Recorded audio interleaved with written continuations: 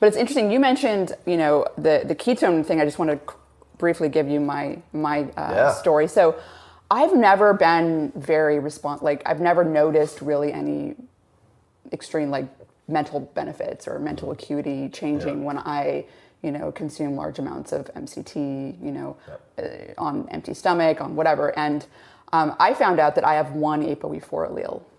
And of course, at that point, I became terrified of Alzheimer's, and because it increases the risk for Alzheimer's by twofold. And I'm writing an academic paper on this right now and getting into all the mechanisms and diet, lifestyle, and things like that. But what I found very interesting is that the studies that have been done where they give, for example, people that have dementia or are in the early stages of Alzheimer's, they give them beta-hydroxybutyrate, which is a ketone body. And there's improvements. I have some synthetic jet fuel in the freezer if you want to try it. We'll probably both vomit on my couch, so let's I've do it heard later. it's disgusting. But so people that were APOE3 responded very well. So they had improvements in learning and memory. With supplemental MCT. With beta-hydroxybutyrate. They gave them beta-hydroxybutyrate. But what was interesting to me and also very discouraging was that people with the APOE4 allele did not have those benefits. And that's, if you look at Alzheimer's, people with Alzheimer's, between 65 and 80% of all people who have Alzheimer's have one allele of APOE4. Oh. So, well, I bet I have that on both sides of my family then, because I have Alzheimer's on both sides. Yeah, I wanted to ask you, so you mentioned that you have Alzheimer's and Parkinson's on both sides of your family. Yeah. So I'm curious, has this changed your diet, your lifestyle? Oh, definitely.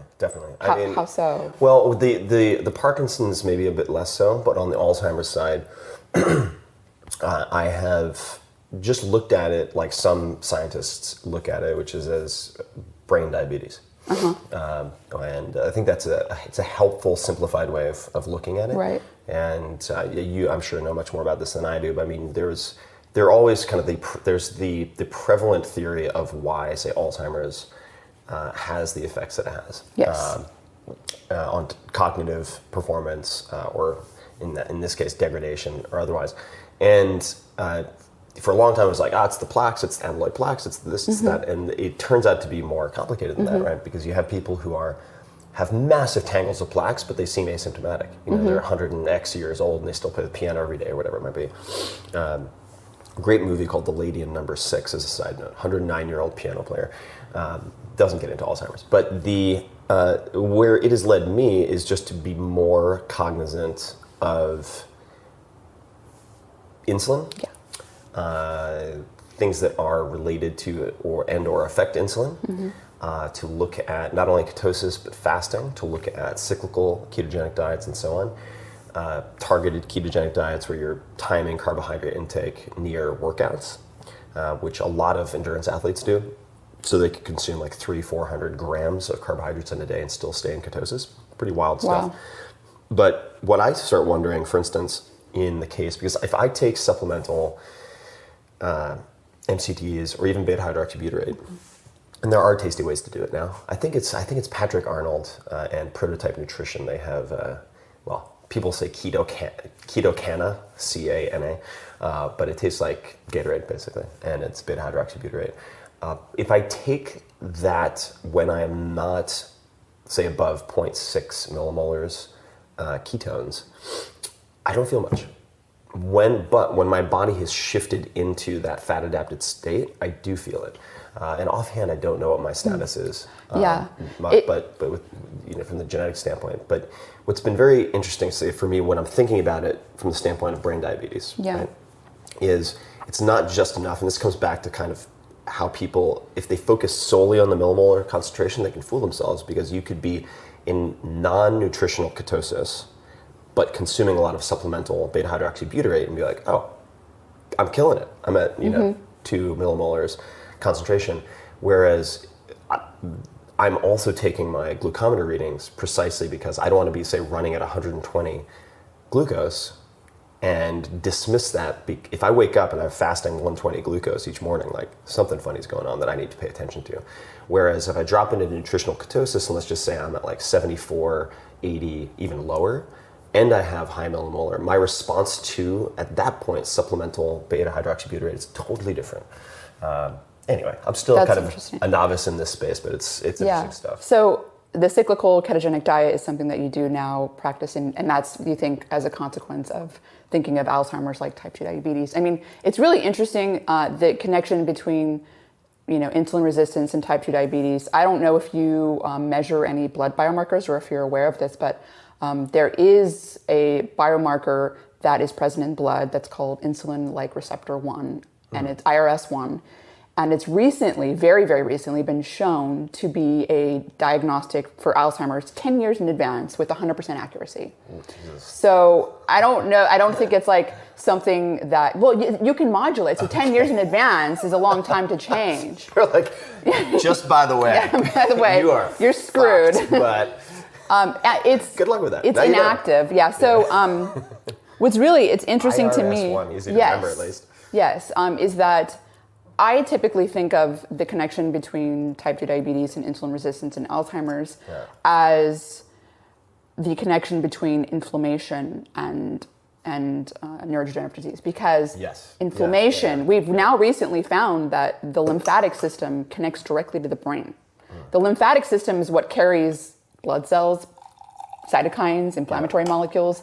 And, inflammation is a major, major downstream consequence of being insulin resistant. And inflammation then causes, reactive oxygen species, things that, damage all sorts of cells. But the inflammatory molecules get into the brain, and they do start causing all sorts of like immune type of reactions and aggregation of more amyloid beta plaques and tau tangles, and all that stuff starts to happen more quickly.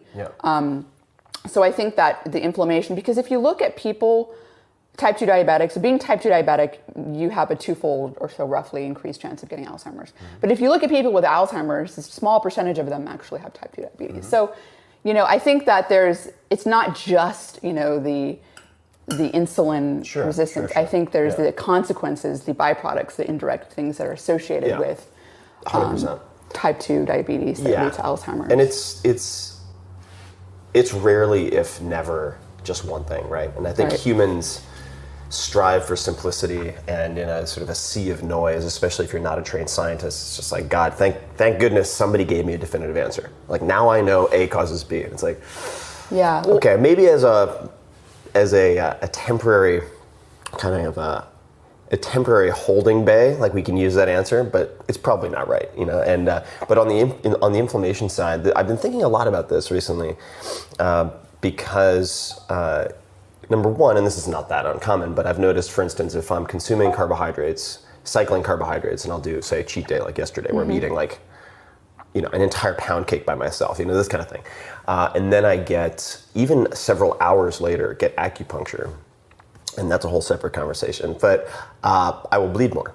So like I will bleed much more than if I am, say, in a ketotic state. But then I have all these questions that come to mind. For instance, I'm consuming like turmeric with like ground pepper, or because I always read it, I never say it, piperine. Yeah, piperine. There we go. So to increase the bioavailability and absorption. Right. So that's pretty old school. Right. You've got like turmeric, curcumin pills, or whatever. There are a million ways to go about it. But I've tried to, whenever possible. So you have like L-methylfolate, let's say. Very interesting to me, but unless I'm mistaken, like pretty new kid on the block. It's a relatively new addition to the kind of supplement arsenal. Whereas like turmeric tea, it's like, okay, Ayurvedic medicine, they've been doing that for thousands of years. Like I'm like, I feel pretty comfortable like bringing in turmeric tea with like some ginger and black pepper to counteract unnecessary inflammation. Right. Yes. At the same time, I'm like, but inflammation. This is where maybe you can help me gain some clarity. I'm like, but inflammation also serves some really important purposes, right? So if, for instance, you have people go do a weight training workout, and there's a fair amount of empirical data, I don't know if there's research data to support this, where athletes will be like, oh my God, I don't want to be so sore after my workout, I'll take NSAIDs, right? I'll take like Advil, ibuprofen, whatever, to facilitate recovery. And in fact, then they have less hypertrophy, and they have less muscle growth as a result. So it's like, what is the inflammation that we want to not interfere with versus the inflammation that we should try to prevent? Yes, I think that it's something I've been thinking about in a similar way with inflammation and also antioxidants, because I think that the type that you want to interfere with is the chronic inflammation, the kind that's coming from your gut, that's leaking endotoxin, which is released from like dead bacteria when they get, and it causes all sorts of damage because it binds to cholesterol. And anyways, I can get into this whole conversation, but it's the bad stuff. And the inflammation that's causing that chronic reactive oxygen species, which damages DNA, proteins, lipids in your cells, which gets into the brain and stops serotonin from being released, so it causes depression, things like that. So sounds like a bad cycle. Yes, very vicious cycle too, because then you start to activate more inflammatory molecules. I think the good type of inflammation, the good type of damage, the good type of stress is when you exercise. It is when you're doing that type of exercise or heat stress or cold stress or that type of transient stress on the body that induces all these the expression of genes that deal with stress. So you're increasing the expression of all these good genes that deal with inflammation, express, and that having that inflammation, having that stress is critical to do that. I mean, that's how turmeric works and curcumin. One of the ways it works is it's actually slightly toxic to us, and because it's slightly toxic to us, our body goes, oh, wait a minute, I need to increase the expression of all these genes so that they make more of the gene to do all this good stuff, to fight inflammation, to fight, reactive oxygen species, all that bad stuff. So I think it's sort of like it's like what Dread Pirate Roberts did in The Princess Bride with iocane powder. Yes. A little bit every day. Yes. But I mean, it's like the chronic versus acute good type of stress, right? So I think that's something, that's